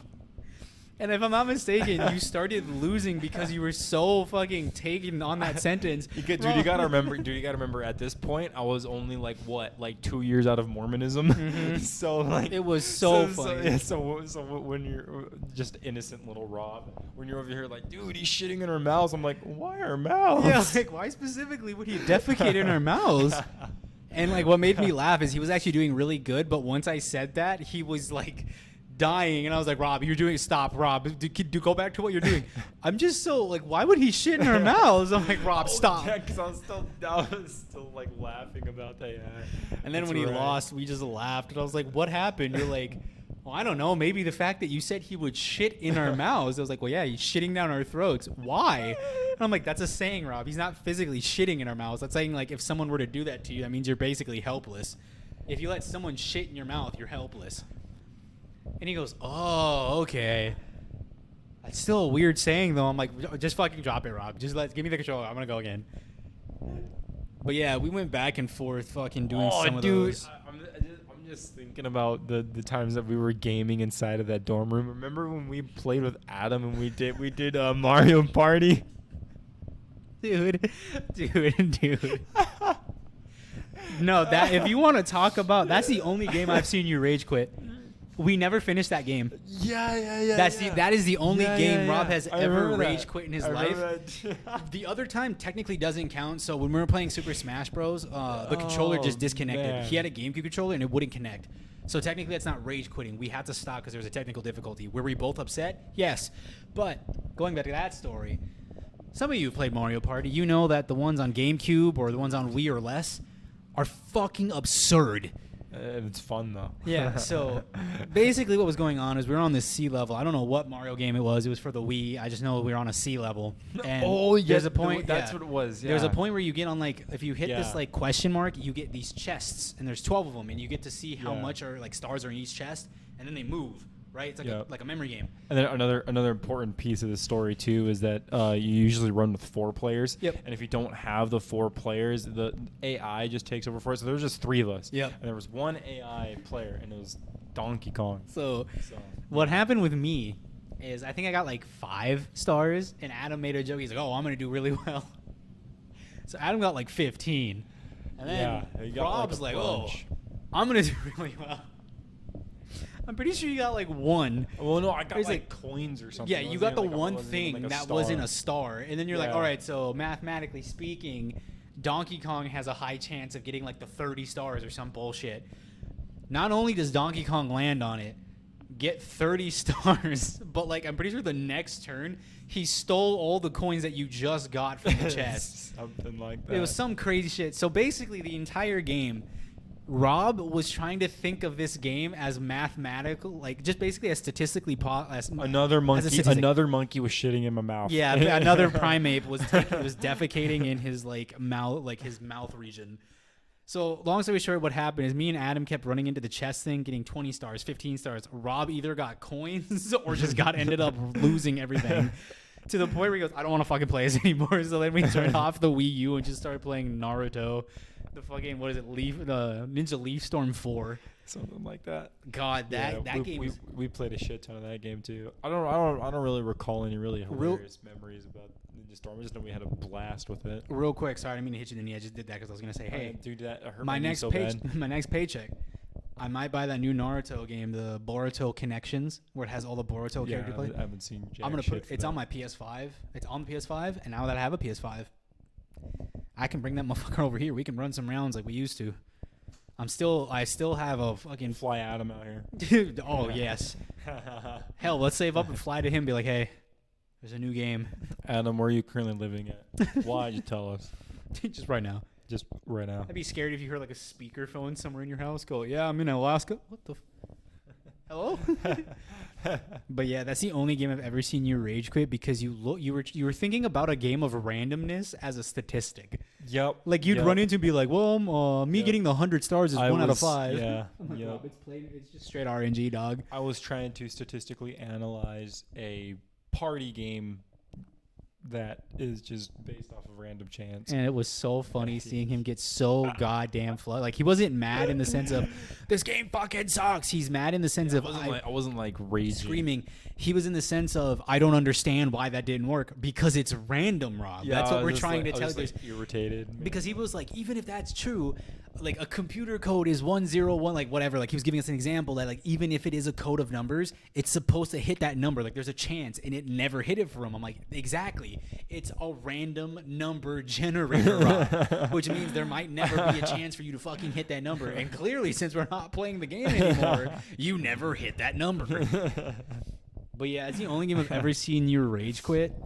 But goddamn, was it fun! Like, there's so many like memories I have of playing games with you, or just watching you play a game. My Yeah. favorite, I will always those are easily those Injustice and Mario. Those are just the games themselves are top 2. The one that will take the cake for me, that has made me absolutely cry multiple times, was me and Rob decided, how do we make Super Smash Bros. Harder for ourselves?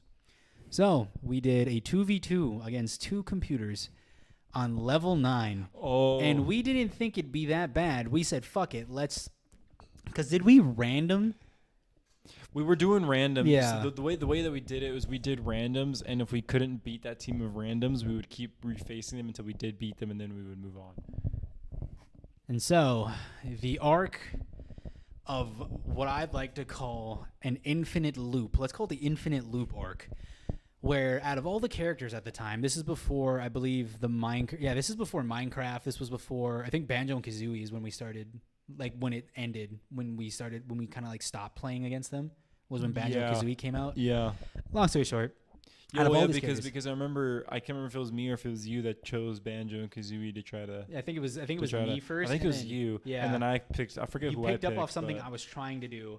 And then here's Yeah. another thing about me and Rob is we get like, we don't necessarily get jealous of each other, but we get kind of pissed off when one of us tries to figure something out and the other guy goes, oh, you mean this? And just does it. Guess what he did with Banjo and Kazooie? He did the thing I was trying to do the first time. He goes, Yep. yeah, I can see where you went wrong. In the back of my head, I'm like, fuck you. But in the front of my head, I'm like, oh, okay, I'm understanding. Because there's that like competitive nature of us, but then there's that like friendly nature. Like he's my friend, he's trying to help me. But the competitive side of me is like, don't fucking talk down to me. No, you like son I of a would like bitch." to make the argument that both of it is the competitive side. You're competitive, Probably, 'cause like fuck you, like as you're secretly writing down the yeah, notes. exactly. like- As you're writing down the notes, so then you can use it against me later on. Yeah. yeah, but basically, the computer decided, hey, these guys are really good at doing aerials. They're really good at like getting in close. So the game randomly picked on level 9 the hardest difficulty in Smash Bros. Where they like even like for people who don't know, level 9 Smash Bros. Ultimate computers were so goddamn strong that even professional Smash players were saying how difficult it was. They could lose to them. Yeah, because they read your moves. If you play a character, they go off of the data of your character, of your games, like your game card, or the data of your game, which means they're going to know exactly what you're doing.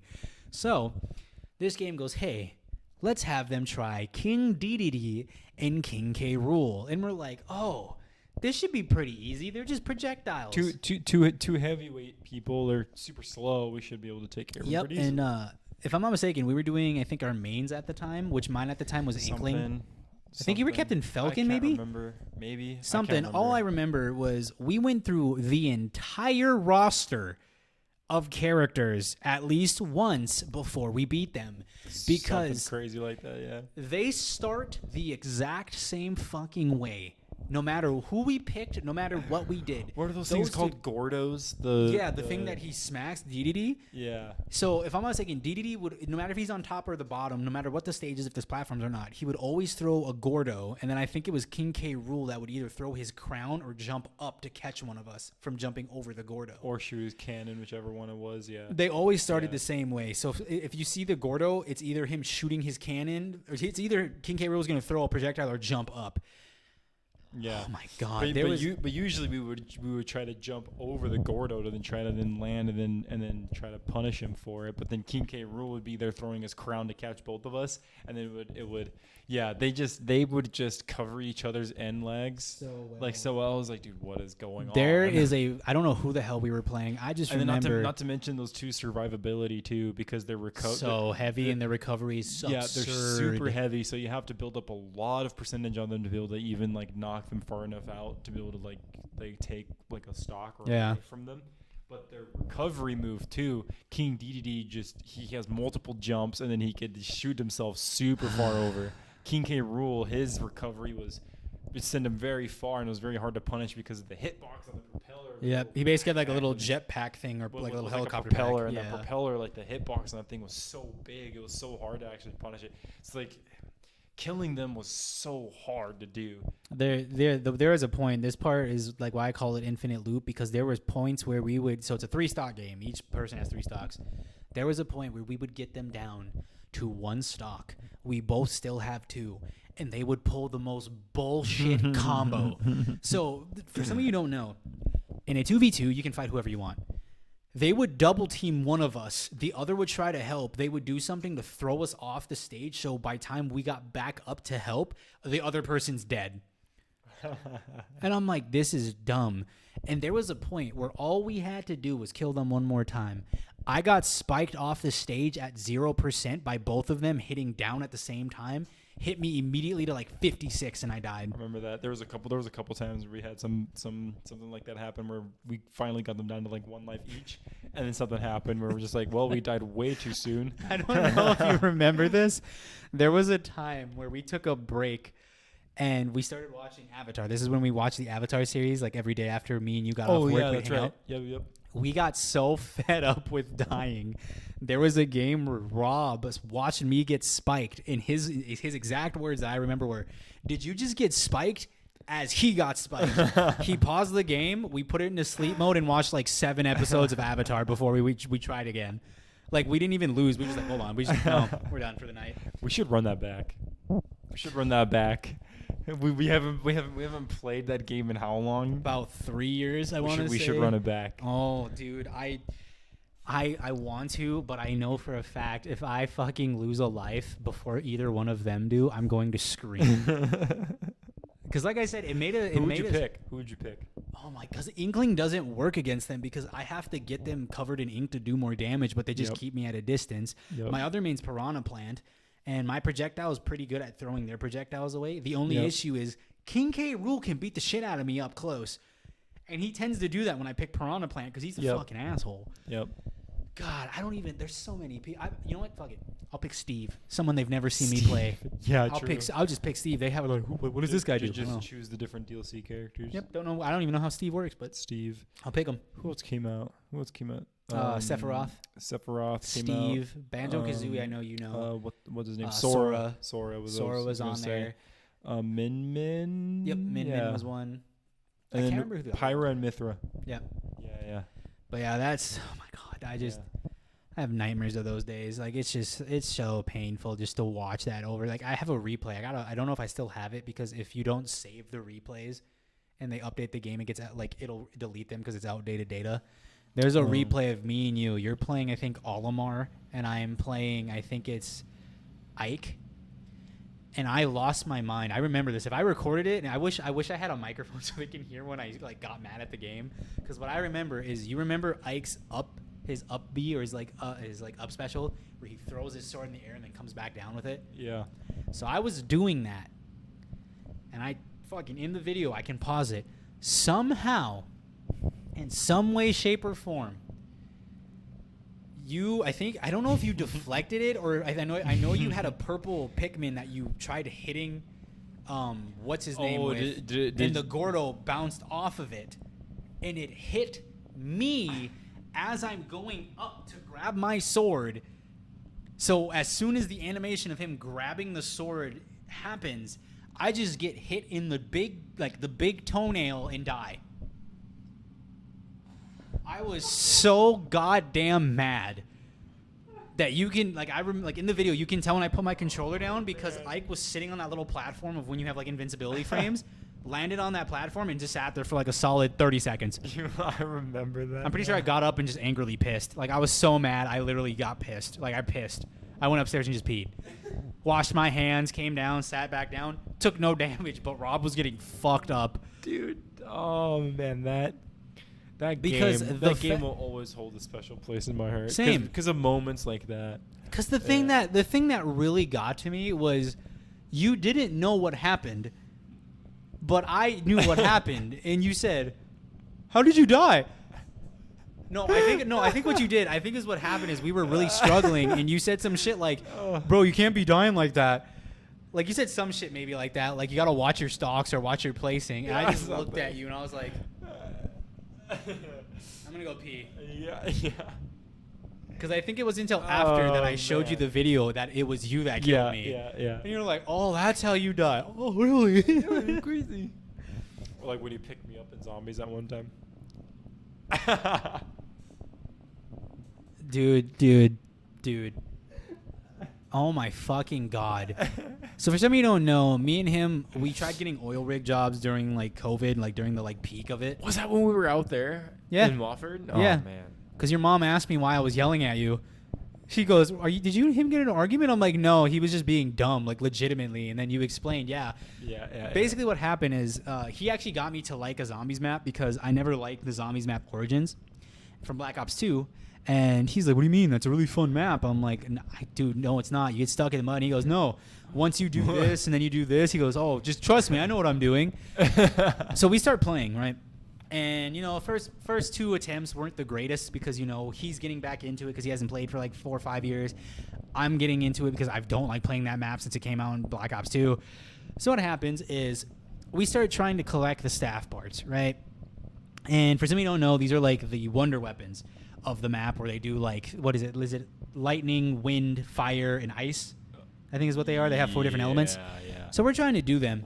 And we get it started, right? Like magical stabs that you had to like find the pieces for and craft together, and then once you have the stabs, you could go do all these other objectives. Yeah. So we get it started. That's the first step, is getting it started. And I'm sitting there in like a little like mud footprint after getting pretty much just trying to unlock all of the areas of the map so they could actually get all the parts to the stabs. So after the first part, we get everything done. First part's done. I look at this man. So now what? Well, I don't know.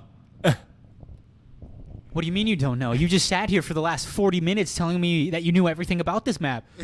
When? I'm going to beat the shit out of you, Rob. So we sit there while he jogs his memory, and, you know, there's at least 2 Panzers on the map, and I'm screaming, he's screaming. And we start doing it. Everything's going fine. And here's the part that pissed me off, is we're at the last step where we're in the weird place. Well, we're getting pretty close to the last step. Let's say like last 3 or 4, I'd say. Around there. Yeah. Towards the end of it. It wasn't anything he did. It was the fact that in Black Ops 3, they put in this new mechanic that if you have a zombie that's 1 zombie left and you train it, it just dies. It's not like Black Ops 2 where it stays alive until you kill it. It'll die after like 20 minutes. So what happened was it just decided to die, and I forgot that's what happened. So me and Rob had to run out of there as fast as we could. And as we went through one of the portals, we went through the portal that's in like an underground tunnel. And as we were running out, a huge choke point. It was either go backwards and try to rebuild the portal and go back into the weird place, which is very violent. Yeah. Or it constantly changes too. The walls are constantly getting in your way. Yeah. It's like a labyrinth. Constantly changes, and if one of the walls ends up like getting on top of you, you'll squish and die. And then it's a very small area, so a bunch of zombies come out of nowhere, and then with all these walls changing and stuff, like a zombie could just come out of like around the corner, and you like aren't even expecting it. And you could get caught in a choke point. Yeah, the weird place, not a good place. So you could either try to go backwards and try to rebuild the portal in time, because it's a closed off room where the portal's at. Yeah. And with only 1 exit. so essentially what happened, very fun time, As we run out, and as soon as that goddamn noise for the round, because you know, like the air horn for the not that one warns you. Panzer, not two, I'm pretty sure 3 to 4, because you heard the and then another one started. I think it was 2 or 3. I think it was 2 or 3. We ran up, and I didn't let this click in. I thought he was right behind me. There was at least like 2 feet between me and his character. So all the zombies run past me. The 3 Panzers run past me. I'm like, oh, they don't see me. And I just hear Rob scream bloody murder. And as I turn around, I see his character model shooting. And then he just stumbles like that and hits the ground and dies. So then I try to pick him up, and it just ends up with me using my ice staff, screaming bloody murder as all I hear is and like flamethrowers. One of them's trying to grab me. My fucking shield broke within a second. Grenades that they shoot at you, like the shock grenades that they shoot at you too. We died so quick.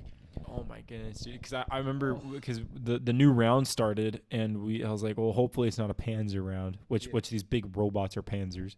We went out of the weird place. The portal behind us closes, and then as is closing, we just hear the air horn go off that warns us for the Panzers. Like two or three of them. I can't remember what it was. Yeah.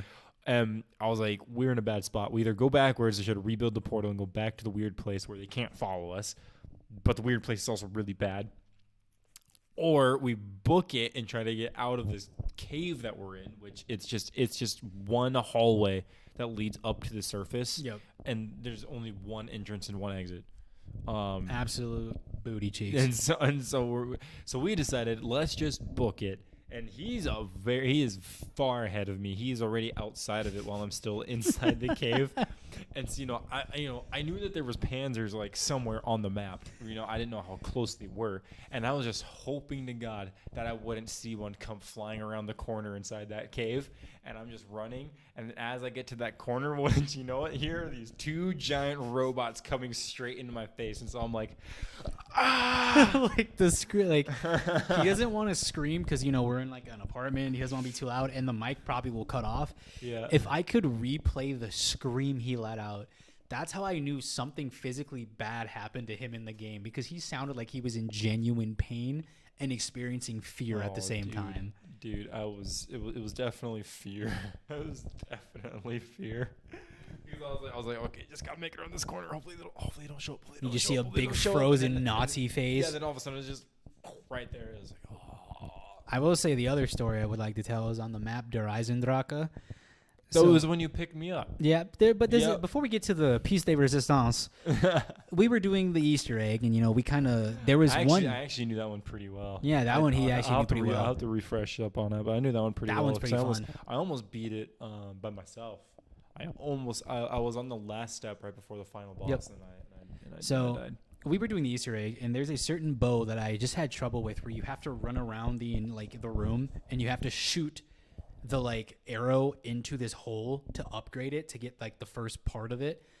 That shit took 6 rounds for me, and what pissed me off is Rob did it his first try.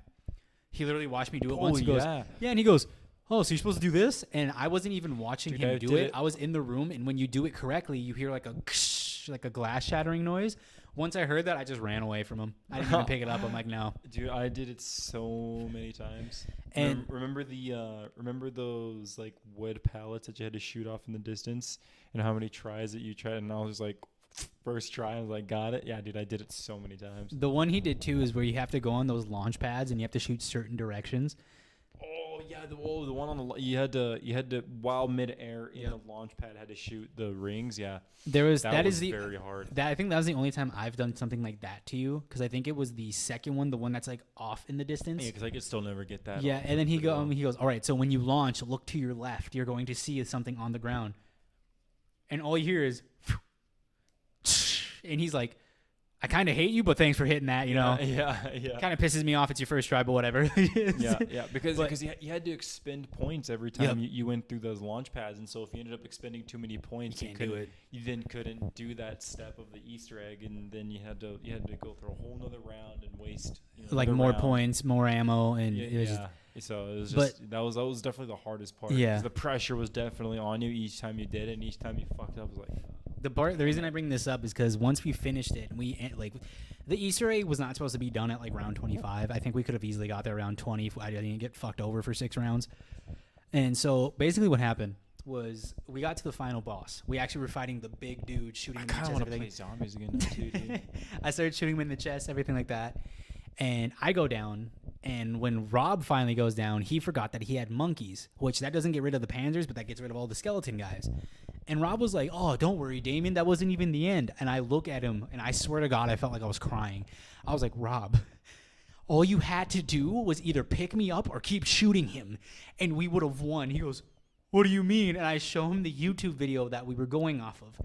He literally just had to keep shooting him for maybe another 3 minutes, and we would have beaten the map. And he's like, "Oh shit, that was the last round, wasn't it?" I was like, "Yes." That's why I kept saying, either pick me up or shoot him. And he's like, "No, I'm going to keep shooting the panzers." And here's the thing. We had stamina up, which means he didn't have to slow down because the panzers, he ran around them. So all he had to keep doing was just running in a circle while shooting at the guy. Would have beat him.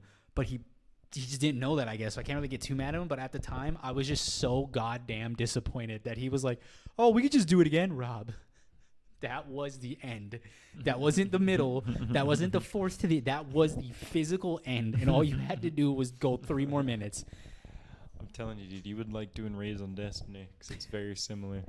It's I- very similar. I think the only thing that, like, when it comes to Destiny, real quick.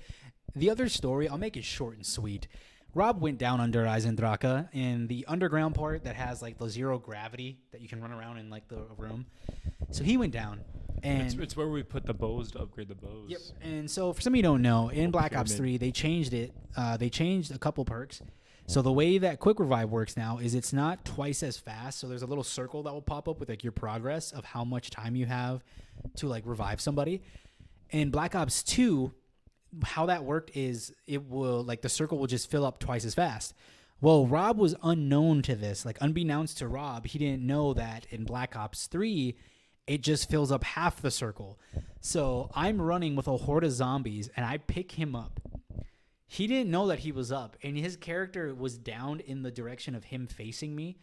So he has his character watch as I get literally mauled to death. My shield breaks, and I lose all my perks as he just sat there watching. And then when I look at him and go, "Rob, play the game," he goes, "Oh, I'm alive?" As soon as he said that, he's already dead and we lost.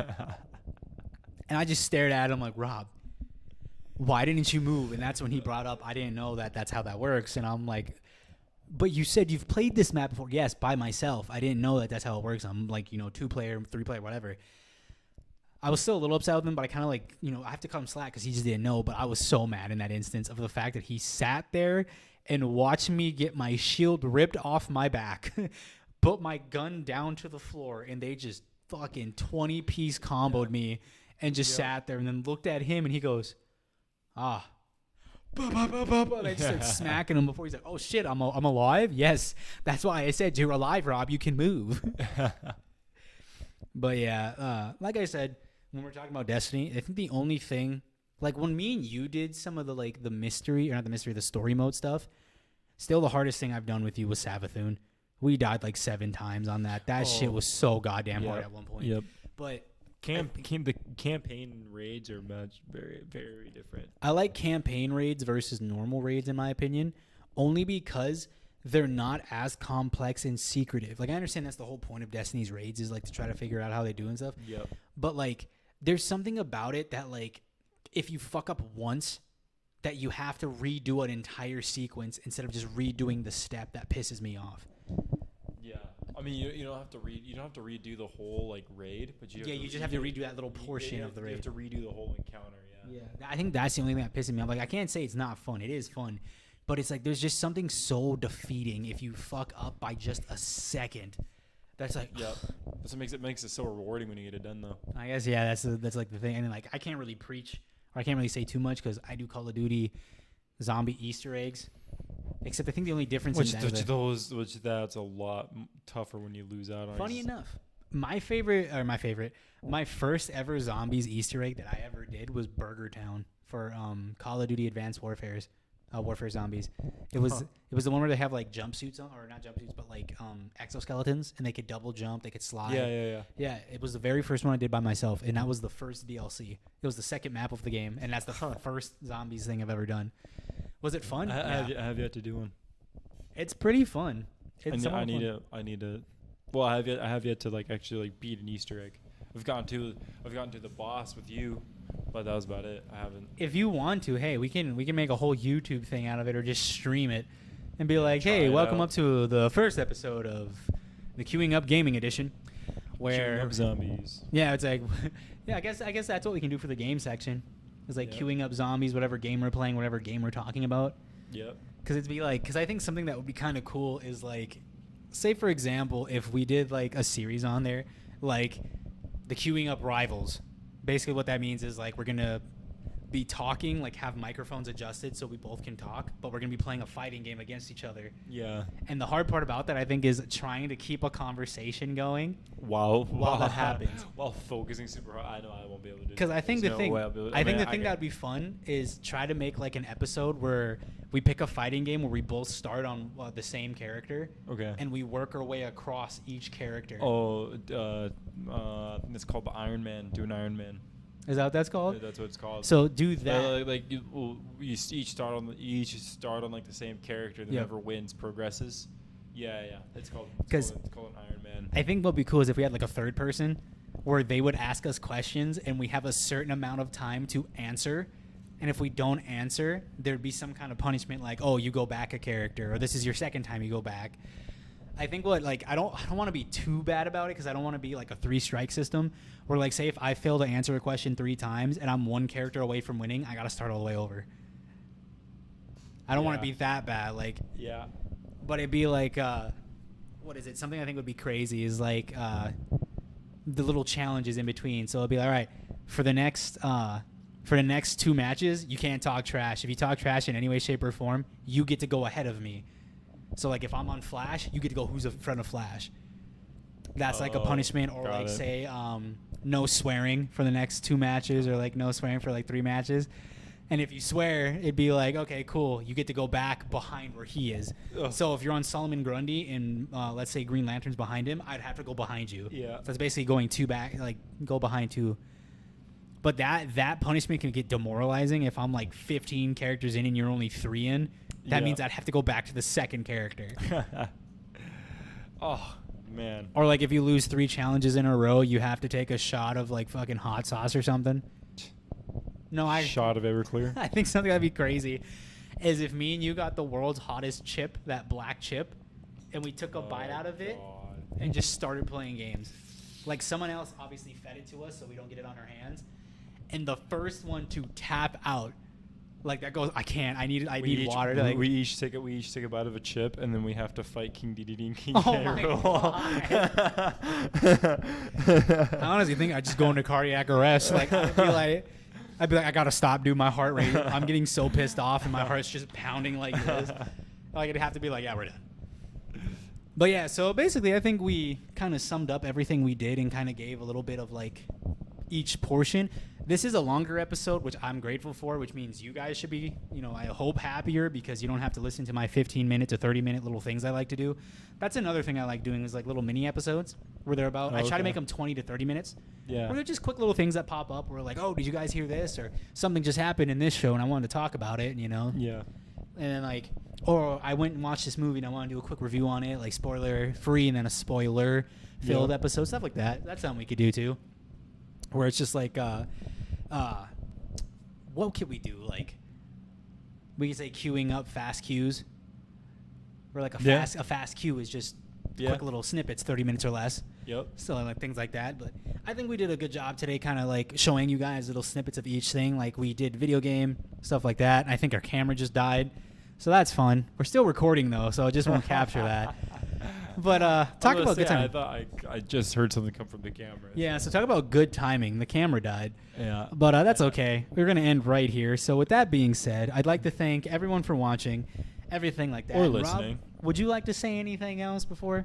Because when do you think that we would try to get this up and running? Would you say later this year? Earlier, what, like- what do you classify as up and running? I classify this as up and running. I guess, Just- yeah. Just starting. And then just going from here and kind of make like other times and dates and stuff. Yeah, pretty much. We'll, I guess I'm in the process of moving. So like after Right that, now. would you like to do? So yeah, probably after I get the process moving and I get my schedule a bit more situated, then we could release a set schedule for releasing these podcast episodes. So Yeah. but yeah. Then we could always do Uh, bulk recordings too if you want, where we knock out like 2 at a time and then put them different days of the week. Yep. Because one thing, let's get something straight real quick. Did you want to do one thing a week, or were you looking to do 2 a week? I think 2 is a pretty good. Number. And now the other thing, we'll figure this out off camera, but yeah, about 2 times a week. You said we'll try to get through. So since there's like 4 months or 4 weeks in a month, about 8 episodes a month, would you try to go for? Yeah. Especially if we have like different categories that we can talk about, stuff like that. I think we can really do that. And plus, you have recording stuff. You have a recording on yours. I know you have like a headset or a microphone you can use where you can record your voice. I can show you how to do that. But yeah, with all that being said, we'd like to thank you. Thank you for following us. Thank you for being with us. Thank you for listening to us. We really do appreciate it. And like we said, hopefully we can get this through.